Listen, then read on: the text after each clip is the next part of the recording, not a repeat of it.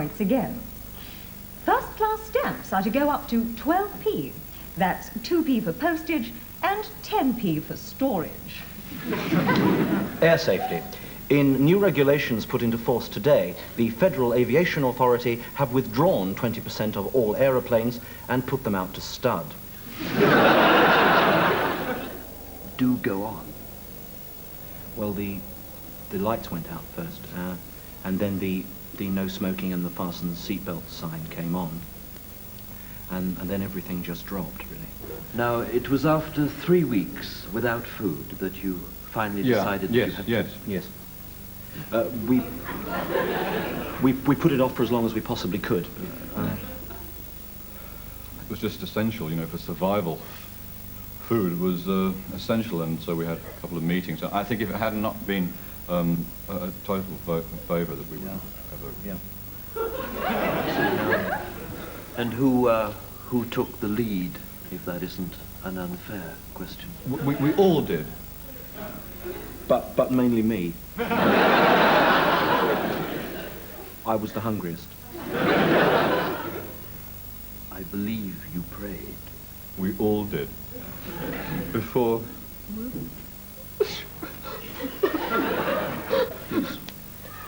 Please do go on if it's not too painful. So, well, I had a pocket knife, and I went in to the aeroplane, and I brought some back.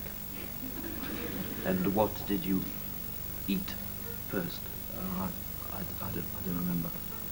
I don't. The baby gherkins. Yeah, it was the baby gherkins. And then the individual cheese portion. And then the ham. And it still had a little tin baby pear on it. And finally, the puddings. And how did you feel after you'd eaten the airline food?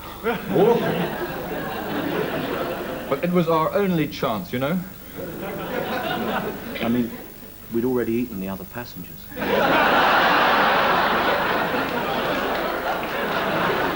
Ex-President Idi Amin is reported to be living a life of luxury in Libya. This week he bought a microwave oven that seats 8. And Mrs. Thatcher was in Glasgow today, where she opened the prestigious new Glasgow Underground. My skin is as smooth as silk.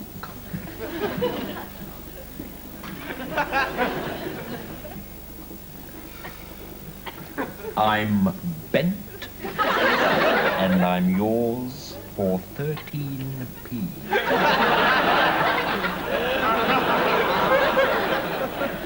All right.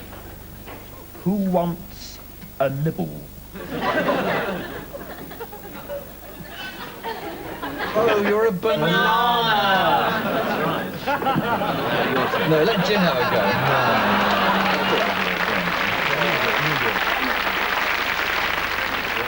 It's 6:48 a.m. and Sid Heslop is getting ready for work. Nothing extraordinary about that, except that Sid's is no ordinary job. For despite having problems with his cavity walls, Sid is a special breed. One of a small band of men who every day put their own safety at risk. For Sid Heslop is a stunt pope.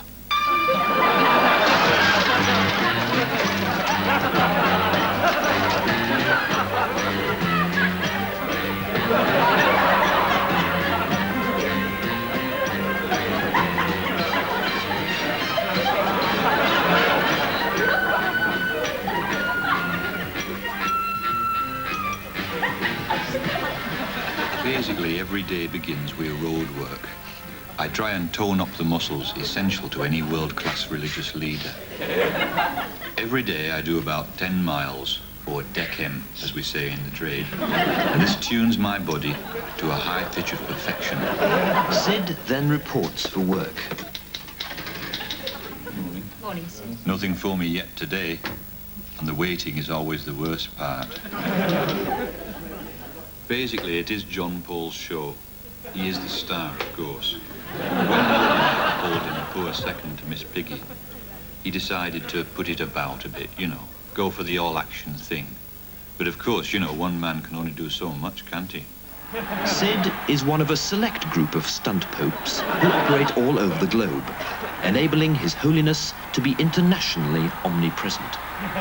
So basically, I step in for all the risky stuff, like, high balcony waving, blessing the contagiously sick, visiting Ireland, that sort of thing. So my training is full of varied and demanding stunts, like here I'm practicing not touching nuns on a motorbike.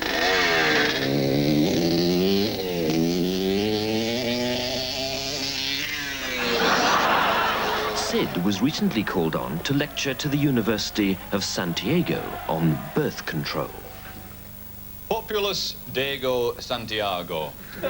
It gives me great pleasure to be here today, and thank you very much for the Risol banquet.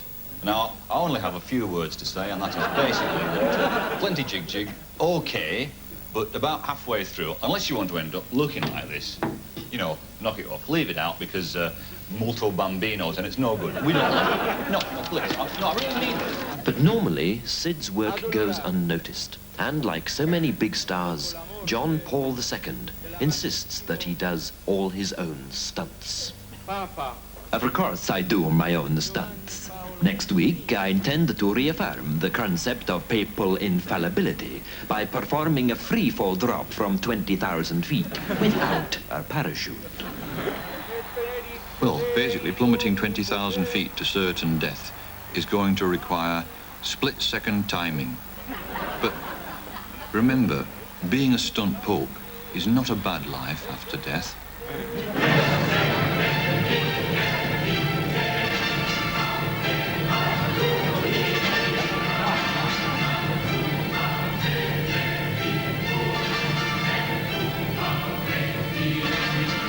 If you're interested in becoming a stunt pope, then this is the address to write to.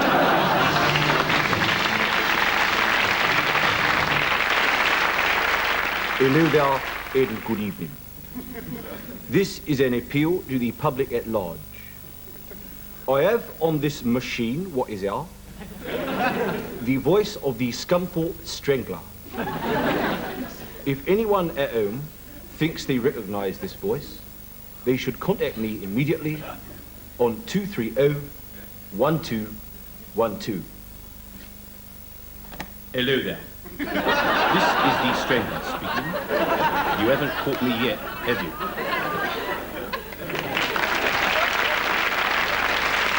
Oh, Mooney to take the kick. Oh, and no doubt about that one. No, let's just look at that one again.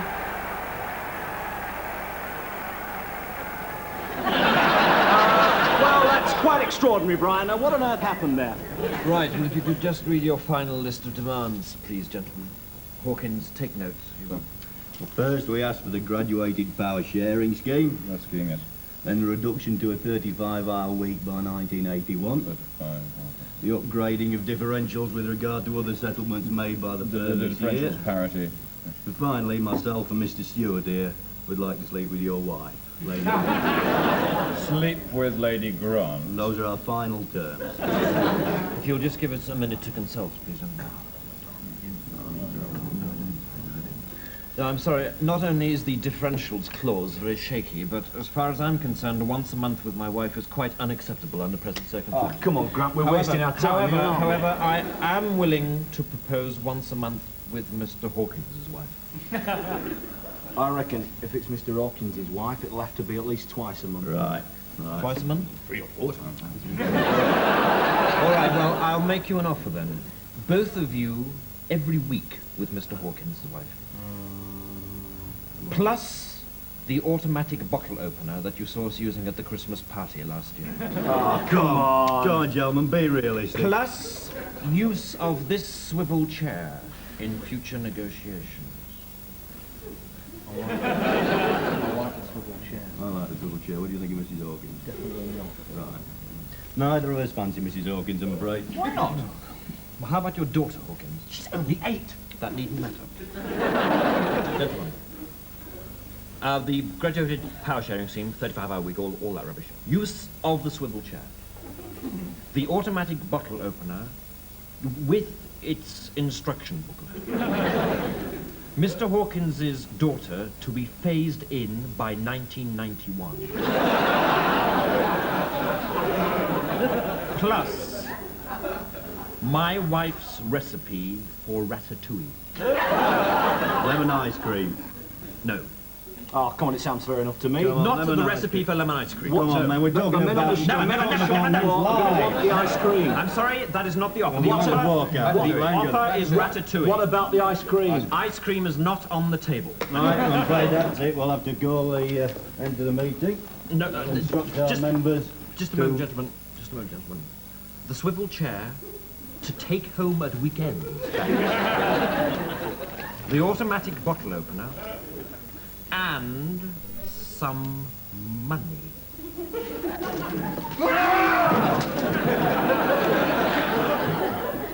The lifeboat men who answered Huey Green's distress call and saved him from a slow and horrible death have been sacked.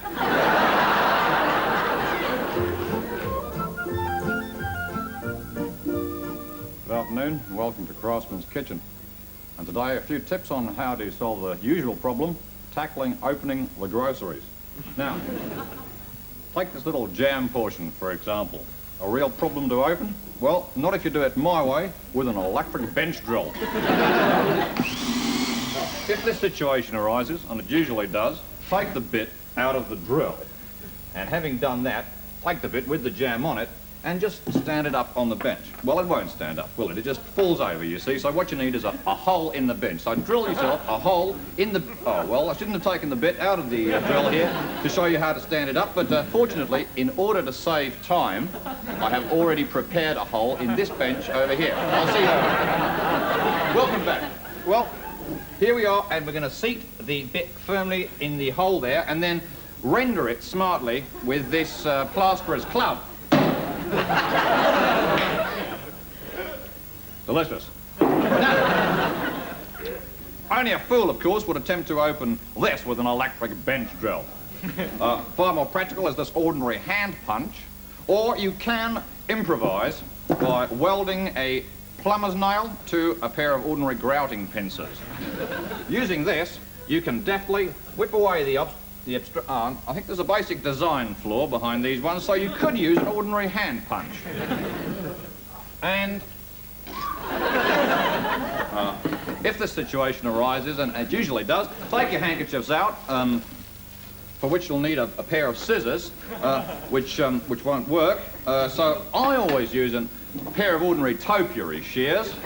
Hold the handkerchiefs firmly in the left hand, the topiary shears in the right hand, and then snip the... if you put the handle of the shears in the vise here, you will find that you can tighten it up and then place the handkerchiefs here between the blades, and you'll find you have twice as many handkerchiefs as you thought you had. However, little paper dolly chain. Now, probably the most difficult thing you'll ever have to open is an ordinary packet of cream crackers. Now, plain hitting with a mallet is not to be advised. But the use of the chainsaw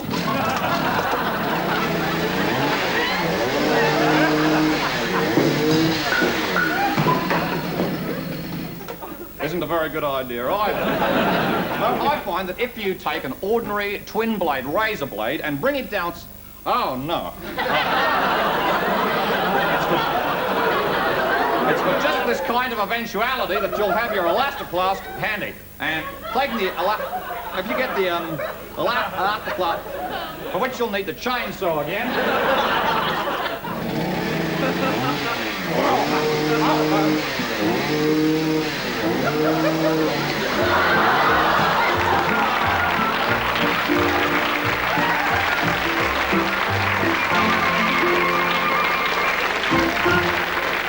In the United States, Jane Fonda has declared that she is giving up politics for 3 years in order to concentrate on acting.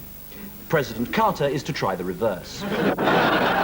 This morning, the president jogged 40 times round the White House because he'd forgotten where the door was again. Here is the winner of this week's Reggie Bosanquet look-alike competition.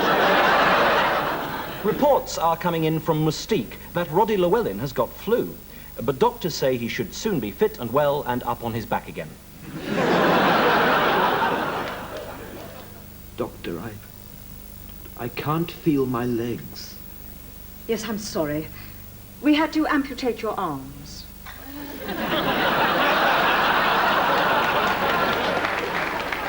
Once upon a time, people read books for pleasure. But more and more, I find myself reviewing books that boast of being sickening, harrowing, or a story to make you despair of humanity and of yourself. This new literary genre is known as neurotica. For example, this modern bedwetting classic, Stream of Unconsciousness, by Sven-Erik Lundqvist, the crippled Swedish psychopath who once described Ingmar Bergman as an amusing fellow. It's a massive novel of contemporary failure, and it's guaranteed to precipitate a nervous breakdown or at the very least a bungled suicide attempt. For the bashful adolescent, the pop-up book of acne by Eric Zitt contains information so embarrassing you won't even want to share it with your mirror. For the failed lover, this is a handbook. The Worry of Sex, which contains such socially crippling chapters as don't worry about size, she'll enjoy a good laugh. Is he faking it too? And home vasectomy for the weekend, Whitler. This book comes in a choice of hardback or no, it's my fault, really. 1, 2, 1, 2, 3, 4.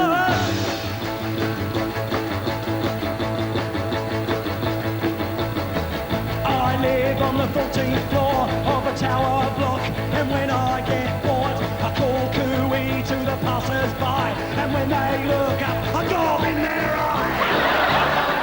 'Cause I hate your guts. Come on, you. Kick you in the nuts. You're a stupid old git. Come on, you. 'Cause you're full of shit.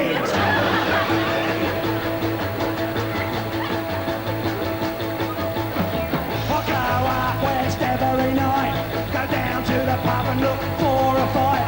I have 10 lagers, then I have 10 more. Then I jump up and down, and I'm sick on the floor. 'Cause your hands are cold. Come on, yeah. 'Cause you're far too old. Come on, yeah. 'Cause you're a stupid old straight. Go, go, go, go, hey, hey, hey, hey.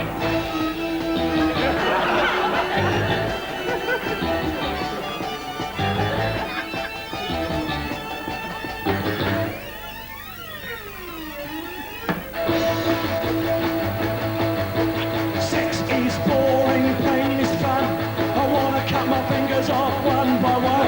There ain't no point in staying alone. I wanna be dead when I'm 25. Come on, you. 'Cause your hair's too long. Come on, you. 'Cause you're never wrong. Come on, you. In your Oxbridge hunt. Come on, you. You're the National Front.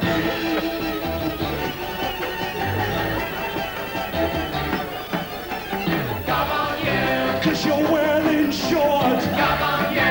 'Cause I'm young and bored. Come on, you. 'Cause you talk about art. Come on, you. 'Cause you're a boring old fart.